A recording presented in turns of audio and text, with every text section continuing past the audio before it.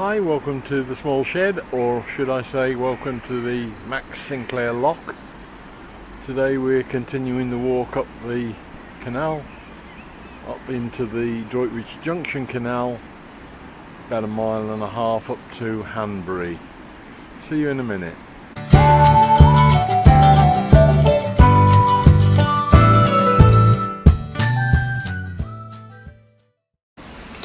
So here we are on the second day of the adventure in YouTube time.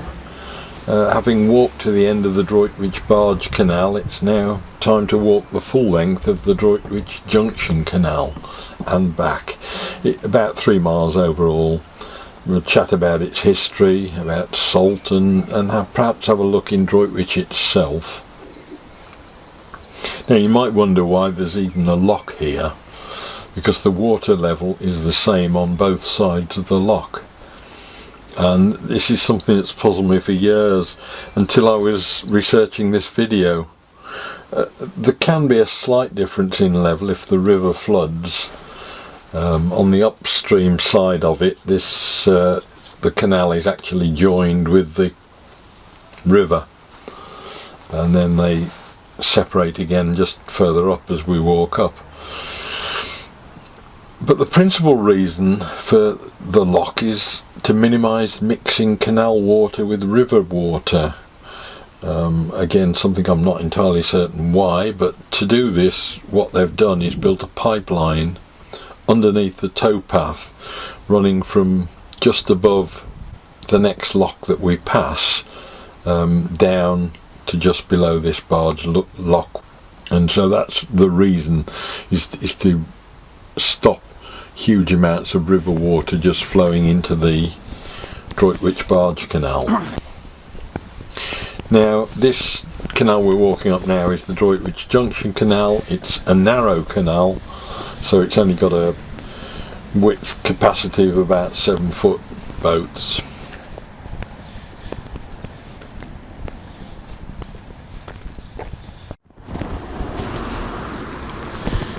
This is where the canal and the river part company again, and pretty much all of this was a new lock that was put in as part of the restoration. This was, I think, probably the last one to be built.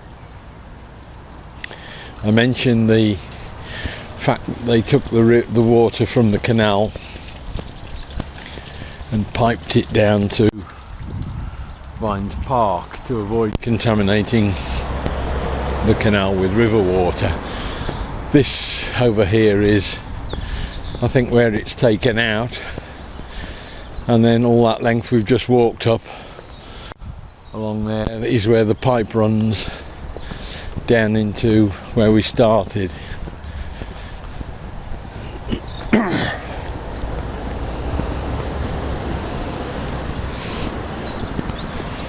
Because this is all pretty much new canal work that they put in, there's no towpath here because the canal has to go underneath the M5. So we'll leave the canal at this point and walk the road and rejoin it shortly.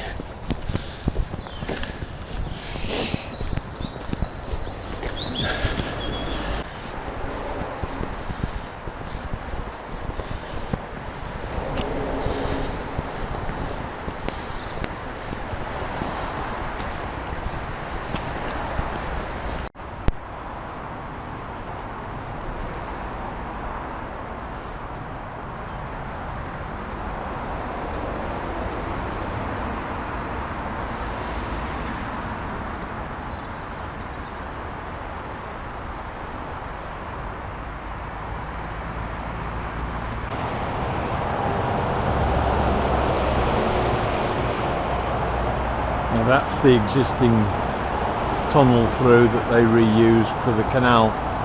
You can see why there's no room for towpath or anything. There's barely room for a barge.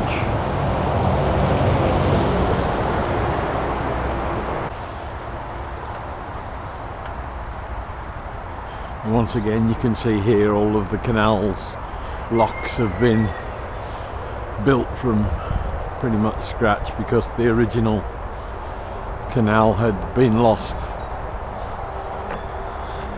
So all of these locks, you can see it's all concrete rather than brick.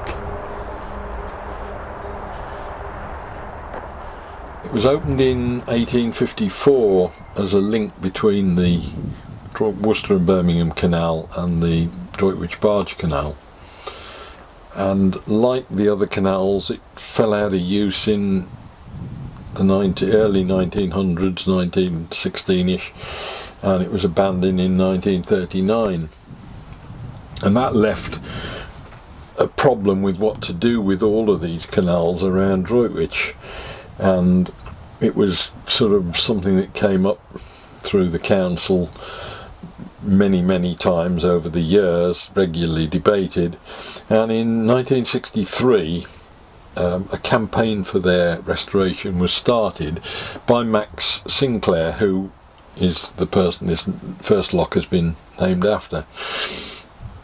I think the council realised there was an amenity value in the canal, but obviously, like all of these things, it's a matter of money and manpower. They formed a restoration group in 1969 that led in 1973 to the formation of the Droitwich Canals Trust, and they began work on restoring the canal. Funding for it all came from various sources. The district council, Wychehaven Council, funded all the work in Vines Park and the mooring basin that we probably saw on the way in yesterday, and the new swing bridge in the Vines Park was funded by Shell. The restoration group managed to get a section of the barge canal through Vines Park opened in 1986, and they then started an engineering feasibility study in 1994 which concluded that the restoration of the rest of the network was certainly possible and it would bring economic benefits to the region. Obviously they'd done the easiest parts, but there were some more difficult issues with the fact that there's a motorway built across through the canal at one point, and various other problems with main roads further down towards Worcester. Both of the canals were actually restored and opened in 2000 and 2009. The Barge Canal and the Junction Canal have been connected together by making, as I mentioned earlier, the river a canal for about half a mile. And although the majority of the 7-mile length of canals was still in existence, the stretch we're walking today between the M5 motorway and Hanbury Locks had to be completely rebuilt. There was an official opening for the Barge Canal in September 2010, and the whole canal was complete by mid-2011. So that's got us to the end of the Droitwich Junction Canal and the end of this first leg of the day.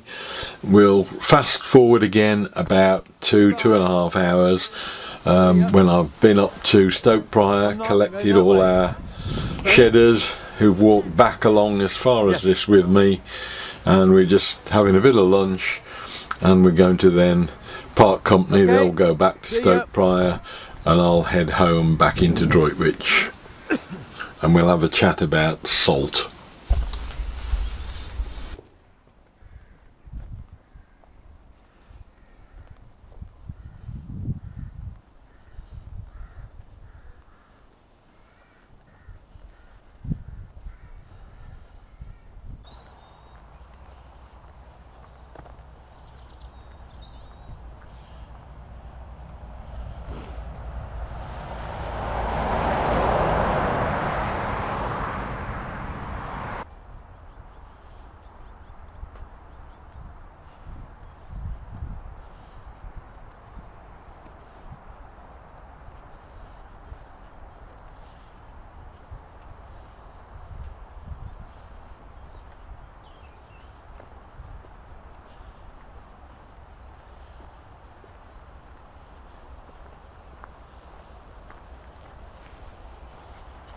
Now Droitwich Spa, which is often just abbreviated to Droitwich, it's a historic spa town in Worcestershire, and it lies on, as I mentioned, the River Salop. It's about 22 miles south of Birmingham and about 7 miles north of Worcester. And that was the original route I was going to take to walk into Worcester, is about 7 miles down the canal and a couple of miles down the River Severn into Worcester. The town was called Saline in Roman times, and then later called Witch. And then when the town was given a charter by King John in 1215, it became Droitwich, Droit being French for right. The spa bit was added in the 19th century when a guy called John Corbett developed all the facilities in the town. The River Salop is, I mentioned, running through the town and runs out towards the Severn, and the derivation of the Salop name is sal, again from salt, and weorp, which means to throw up. So in a literal translation is the river which throws up salt, and that's because brine is actually flowing into the river from underground, and today there are still live brine springs in Vines Park, where all the redevelopment went on for the canal, which flow into the river.